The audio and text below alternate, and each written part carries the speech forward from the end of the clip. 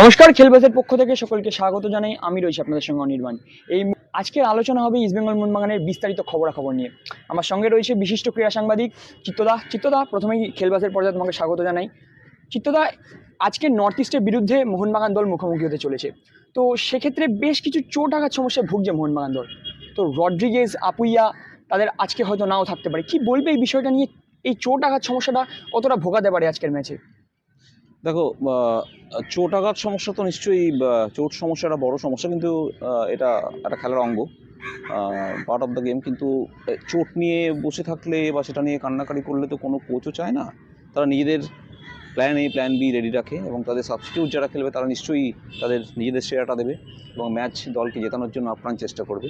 Mohun Bagan coach Sergio Lobera তার দুই অস্ত্রকে এই ম্যাচে পাবে না। আপুইয়াকে যদিও আগের ম্যাচেও পায়নি এবং তার অভাবটা কিন্তু পাঞ্জাব ম্যাচে যথেষ্ট ভালোভাবে বোঝা গেছে, কারণ তার জায়গায় দীপক টাংরিকে খেলিয়েছিলেন লোবেরা, কিন্তু টাংরি কিন্তু তার সেই জায়গার আপুইয়ার অভাব পূরণ করতে পারেন এবং তার আমরা দেখেছি অনেক কষ্ট করে সেই ম্যাচটা হয়তো জিতেছে মোহনবাগান, দুবার পিছিয়ে পড়ে তারপরে পাঞ্জাবের বিরুদ্ধে ম্যাচটা জিতেছে, কিন্তু মাঝমাঠ কিন্তু একদম মানে কি বলবো, ধুধু ময়দান ছিল।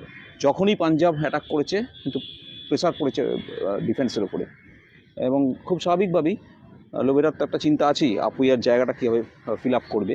এবং সেখানে আজকে লোবেরা আপুইয়া এবং আলবার্ট দুজনকেই পাচ্ছে না এবং সেই সম্ভাবনাটাই ছিল। কালকে একটা আগের দিন প্রেস কনফারেন্সে লোবেরা বলেছিলেন আমি দুটো সেশন পাবো আলবার্তোকে দেখার জন্য, কিন্তু এটা কার্যত নিশ্চিত ছিল যে আলবার্তোকে পাওয়া সম্ভব হবে না এই ম্যাচে, কারণ রিস্ক নেবে না প্রথমত, কারণ এর পরেও ভাইটাল আরও একটা ম্যাচ আছে, চ্যাম্পিয়নশিপের ম্যাচ তো আর 5টা বাকি আজকের ম্যাচটা নিয়ে সেই অর্থে। সুতরাং আলবার্তোকে নিয়ে কোনো ঝুঁকি নিচ্ছে না, যে কারণে গুয়াহাটিতেও দলের সঙ্গে তাকে নিয়ে যায়। ফলে আলবার্তোর জায়গায় একটা ব্যাপার হলো কি, আলবার্তো ডিফেন্সে আলবার্তো টমে যে জুড়িটা ছিল সেই জুড়িটা ভাঙতেই হচ্ছে এবং সেই জায়গায় মেহতাব সিং টমের সঙ্গে শুরু করবে, টম অলরেডের সঙ্গে সেন্ট্রাল ডিফেন্সে স্টপারে থাকবে এবং একটা বিকল্প বাড়লো কি, যে অ্যাটাকিংয়ে আর একজন বিদেশি খেলানোর সুযোগটা থাকলো, মানে যেহেতু একটা বিদেশি ডিফেন্সে কমে গেল, অ্যাটাকিংয়ে কামিন্সকে খেলানোর সুযোগটা বাড়লো। মানে আমাদের দিমিত্রিকে খেলানোর সুযোগটা বাড়লো। দিমিত্রির সঙ্গে কামিন্সকে খেলাবে কিনা সেটাও একটা দেখার।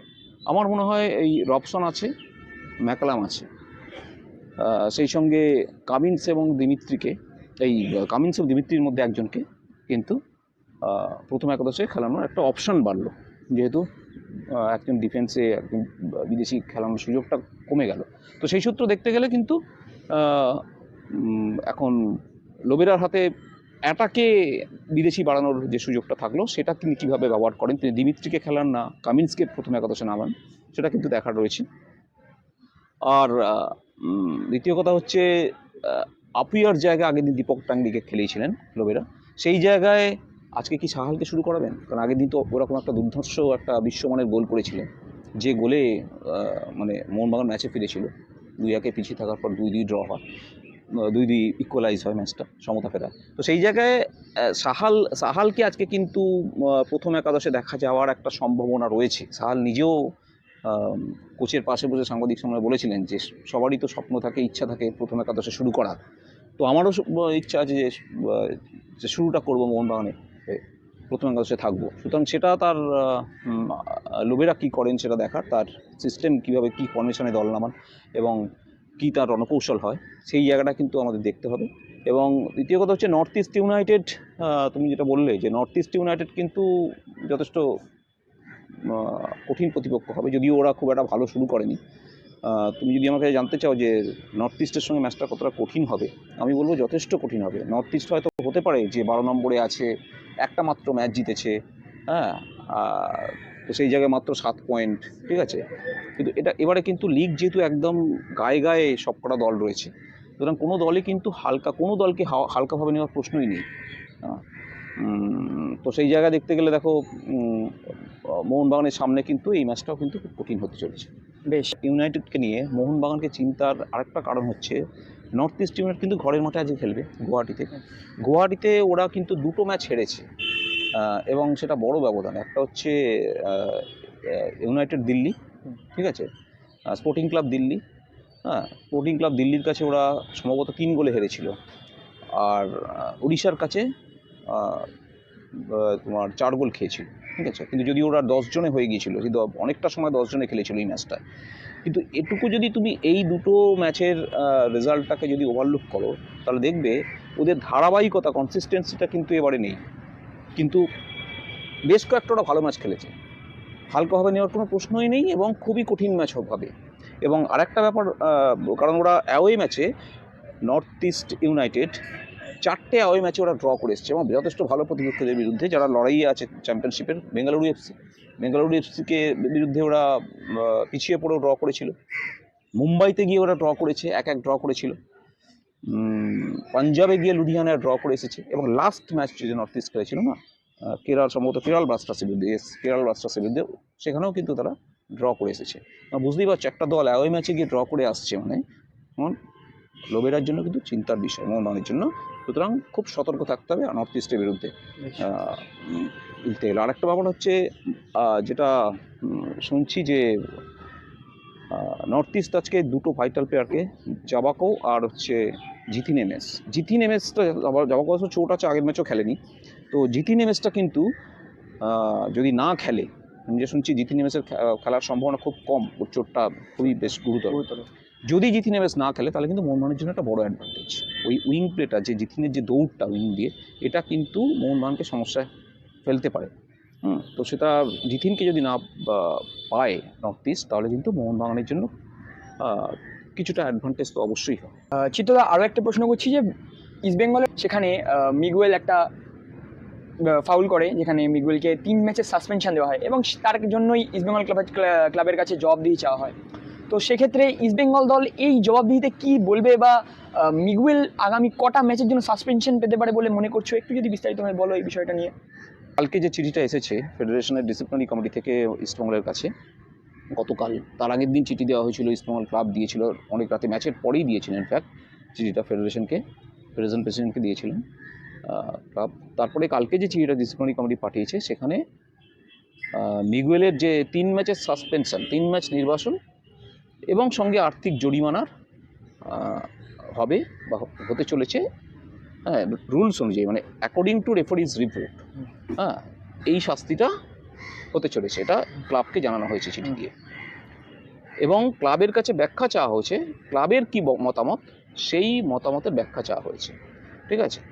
এবং ক্লাবকে 2 দিন সময় দিয়েছে এই চিঠির জবাব দেওয়ার জন্য। তোমাদের বক্তব্য কি আমাদের জানাও, 48 ঘন্টার মধ্যে, অর্থাৎ সোমবার, কালকের মধ্যে এই জবাবটা দিতে হবে।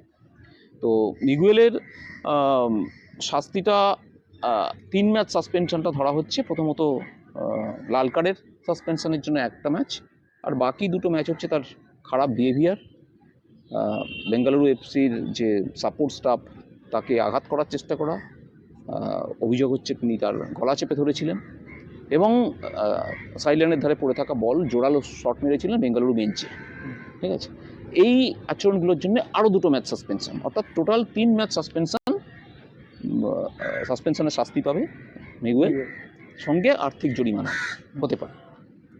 এই প্রভিশন রয়েছে, এবং সেটা ইস্টবেঙ্গল ক্লাবকে জানানো হয়েছে যে কেন শাস্তি দেওয়া হবে না। মানে এই 1টা ম্যাচ লাল কার্ডের সাসপেনশন তো পাবেই, সেটা লাল কার্ড সাসপেনশন পাবে, বাকি 2টো ম্যাচও, বাকি 2টো আচরণের জন্য কেন শাস্তি দেওয়া হবে না মিগুয়েলকে, তার ব্যাখ্যা ক্লাবের কাছে জানতে চাওয়া হয়েছে। সেটা সোমবারের মধ্যে, কালকের মধ্যে দিতে হবে ক্লাবকে। সুতরাং এখনও পর্যন্ত যা খবর, মিগুয়েলের শাস্তি কমার সম্ভাবনা খুবই কম, মানে শাস্তি সম্ভবত কমছে না যা খবর, ঠিক আছে। অন্তত লাল কার্ডের শাস্তি তো উঠছেই না, লাল কার্ডের শাস্তি সাসপেনশনটা হচ্ছেই 1টা ম্যাচ, বাকি 2টো যে আচরণের জন্য যে সাসপেনশন 2টো ম্যাচ, সেই 2টোর মধ্যে 1টা হবে না 2টোই হবে, 3টে ম্যাচই সাসপেনশন হবে, সেটা সময় বলবে। তবে মিগুয়েলের 3 ম্যাচ সাসপেনশন হওয়ার সম্ভাবনাই জোরালো। বেশ, আরেকটা প্রশ্ন থাকবে যে ক্লাব জোটের পক্ষ থেকে জিনিয়া স্পোর্টসের বিরুদ্ধে একটা চিঠি পাঠানো হয়েছে, সেই চিঠিতে কি রয়েছে যদি একটু বিস্তারিতভাবে বলো, আর এই ঘটনাটা নিয়ে যদি একটু আলোচনা করো। না দেখো, জিনিয়া স্পোর্টসের বিষয়টা, জিনিয়া স্পোর্টস যে প্রায় 2200 কোটি টাকার যে বিডটা করেছে, প্রায় আকাশ ছোঁয়া দর ভারতীয় ফুটবলের জন্য, 2130 কোটি টাকা, 29-30 কোটি টাকা, সেই বিডটা নিঃসন্দেহে প্রথমে মনে হয়েছিল যে সত্যি এত বড় বাজেট, এত বড় ইনভেস্টমেন্ট ভারতীয় ফুটবলের জন্য আসছে, কিন্তু আলটিমেটলি দেখা গেল যে ক্লাবগুলোর জন্য বা ফেডারেশনের জন্য কিন্তু খুব একটা লাভ হচ্ছে না। কারণ ক্লাবগুলো যে টাকাটা এফএসডিএল এর সময় পেয়ে এসেছে, হ্যাঁ, সেই টাকাটার ধারে কাছে নেই। কারণ সাকুল্যে যেখানে প্রায় সেন্ট্রাল পুল থেকে ক্লাবগুলো আগে যেখানে প্রায় এফএসডিএল এর সময়, রিলায়েন্সের সময় যে টাকাগুলো পেত প্রায় 15-20 কোটি টাকা, হ্যাঁ, সেটা এই 2130 কোটি টাকা জিনিয়াসের যে অফার, জিনিয়াসের যে বিড, সেখানে ক্লাবগুলোর কাছে খুব জোর মেরে কেটে 3-4 কোটিও আসবে, 3-4 কোটির মতন আসছে, ঠিক আছে। তো এবং তারা লাভের অংশটা প্রথম বছর থেকে দেবে না বলছে। তো সেই জায়গায় দাঁড়িয়ে ক্লাবগুলোর তো আপত্তি আছেই, এবং যে প্রসেসে টেন্ডার প্রসেসটা যেভাবে শুরু হয়েছে, ক্লাবগুলোকে অন্ধকারে রেখে, ক্লাবগুলোকে না জানিয়ে, ক্লাব মালিকদের এই প্রক্রিয়ার বাইরে রেখে, ক্লাবগুলোর সিইও বলো, শীর্ষকর্তাদের বাইরে রেখে, এটাতে ক্লাবগুলো খুশি হয়। কারণ সত্যি তো এত বছর ধরে, আজ 10-11 বছর ধরে ক্লাবগুলো যেভাবে ইনভেস্টমেন্ট করে এসছে, ঠিক আছে, তো সেখানে সেই ইনভেস্টমেন্টগুলো করার পর তাদেরকে দূরে রেখে আবার পরবর্তী 15-20 বছরের জন্য যে টেন্ডার আনা হচ্ছে, সেখানে ক্লাবগুলোর কে গুরুত্ব না দিয়ে টেন্ডার প্রক্রিয়া চালু করে দেওয়া হলো, হ্যাঁ, তো সেটা তো হতে পারে না। তারপরে ক্লাবগুলোর তো অ্যাটলিস্ট পরামর্শ বা অনুমতি নিতে পারতো যে আমরা এইভাবে করতে চলেছি, এইভাবে প্রক্রিয়াটা হচ্ছে। সুতরাং এখন সব কিছু হয়ে যাওয়ার পর ক্লাবগুলোকে বলা হচ্ছে যে আমরা 15 বছরের জন্য একে নিতে চাইছি, এই অবস্থা, এই প্রসেসটা হয়েছে, সব কিছু হয়ে যাওয়ার পর তাদের কাছে জানানো হচ্ছে, ঠিক আছে। তো এটা তো তারা ভালোভাবে নেয়নি, এবং তারা সময় চেয়েছিল যে, এবং তারা একটা চিঠি দিয়েছিল এর আগে যে যা কিছু করা হোক যাতে ক্লাবগুলোর স্বার্থ রক্ষা হয়, ক্লাবগুলোর কথা বিবেচনা করে এবং ক্লাবগুলোর সঙ্গে কথা বলিয়ে দেওয়া হোক, ঠিক আছে। যেদিন বিড খোলা হয়েছিল তার পরের দিনই ক্লাবগুলোকে জানানোর পর ক্লাবগুলো জানিয়েছিল তাদের সঙ্গে কথা বলার ব্যবস্থা করা হোক, তাদেরও কিছু বক্তব্য আছে। এই যে নিয়মটা, যে প্রসেসে টেন্ডারটা হয়েছে, এই টেন্ডারটা নিয়ে কোনো ক্লাব খুশি নয়, সুতরাং ক্লাবের বক্তব্য শোনা হোক, অথবা জিনিয়াস স্পোর্টসের সঙ্গে তাদের বসিয়ে দেওয়া হোক মুখোমুখি, যে তারা জানতে চাইবে জিনিয়াস স্পোর্টস কীভাবে এই আইএসএল চালাতে চায়, তাদের কি মতামত, তারা লভ্যাংশ দিতে চায় কিনা, রেভিনিউ মডেল তাদের কি, রেভিনিউ মডেল থেকে ক্লাবগুলো কীভাবে বেনিফিট হবে, হ্যাঁ, এইগুলো ক্লাবগুলো চিঠি দিয়ে জানিয়েছিল। কিন্তু তারপরেও অনেক দিন কেটে গেল, প্রায় মাসখানেক, কোনো মিটিংও হয়নি। সেটা টেকনিক্যাল কারণে ফেডারেশন নাকি মিটিং করতে পারেনি, ক্লাবগুলোকেও সঙ্গেও জিনিয়াস স্পোর্টস আলোচনার বসার ব্যবস্থা করে দিতে পারেনি। তার মধ্যেই ফেডারেশন গত বৃহস্পতিবার একটা চিঠি পাঠিয়েছে, ফেডারেশনকে চিঠি পাঠানো হয়েছে ক্লাবগুলোর তরফ থেকে, ক্লাব জোটের তরফে, এবং সেখানে মালিকরা সই করেছেন। মালিকদের, ক্লাবগুলোর মালিকরা কিন্তু চিঠিটা দিয়েছে সরাসরি ফেডারেশনকে, যে এই যে প্রক্রিয়াটা, টেন্ডার প্রক্রিয়াটা যে হয়েছে 15-20 বছরের দীর্ঘমেয়াদী যে পরিকল্পনাটা হয়েছে, সেই দীর্ঘমেয়াদী পরিকল্পনা ক্লাবগুলোকেও খুশি হতে পারেনি। যেভাবে টেন্ডার প্রসেসটা হয়েছে, এই প্রক্রিয়াটাকে নতুনভাবে করা হোক, ঠিক আছে। এবং নতুনভাবে করার জন্য, কারণ এই কারণেই করতে হবে যে যেহেতু এই টেন্ডার প্রক্রিয়া শুরু থেকে দীর্ঘমেয়াদী পরিকল্পনার যে মডেলটা বলা হয়েছিল, যে দীর্ঘমেয়াদী যে মার্কেটিং পার্টনার, যে মার্কেটিং পার্টনার আসবে, যে বাণিজ্যিক অংশীদার আসবে, যে আইএসএলটাকে চালাবে 15-20 বছর ধরে, 20 বছরের যে বিডিং প্রসেসটা, সেখানে সেই মডেলে রেভিনিউ 60% যে রেভিনিউ সেটা ক্লাব পাবে, ঠিক আছে।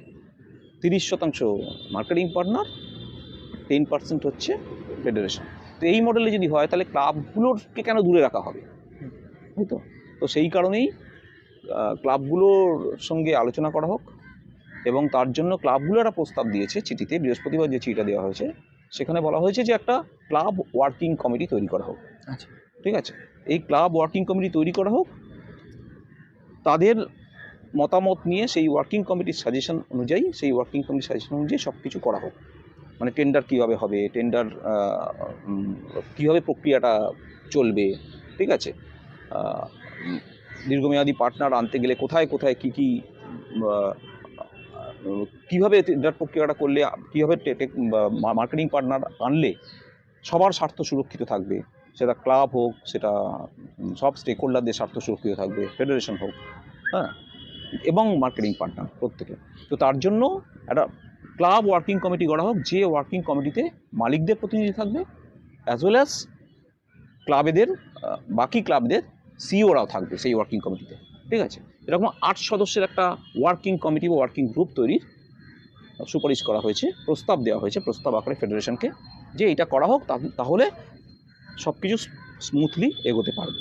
সুতরাং ফেডারেশনকে চিঠিটা দেওয়ার পর ফেডারেশন এখনও পর্যন্ত কোনো জবাব দেয়নি, সেই জবাবের অপেক্ষায় আছে, এবং তারা কীভাবে প্রসেসটা করে সেটাও এখন জানার, এবং এই জায়গা তো আছে। এবং একই সঙ্গে যে গভর্নিং কাউন্সিল একটা করতে হবে, যেটা প্রশাসনিক দিকটা দেখবে যারা, সেখানেও কিন্তু কমিটিতে কারা কারা থাকতে পারে তারও একটা সুপারিশ ক্লাবগুলো জানিয়েছে। যে ফেডারেশনের ক্লাবগুলো, সব ক্লাবের 14টা ক্লাবের প্রতিনিধি, 13টা ক্লাবের প্রতিনিধি তো থাকবেই, সঙ্গে ফেডারেশনের 3 জন, ঠিক আছে, কমার্শিয়াল পার্টনারদের প্রতিনিধি হিসেবে 3 জন, ঠিক আছে, এবং নিরপেক্ষ 2 জন আরও স্বাধীন সদস্য হিসেবে থাকবে। সুতরাং এই সুপারিশগুলো করা হয়েছে, এবং এখন ফেডারেশন কি জবাব দেয় সেটার উপর নির্ভর করবে। বেশ বেশ, অনেক ধন্যবাদ চিত্তদা। এরকমই যাবতীয় ইস্টবেঙ্গল মোহনবাগান নিয়ে আপডেট রাখতে আমাদের চ্যানেলে চোখ রাখুন। ধন্যবাদ।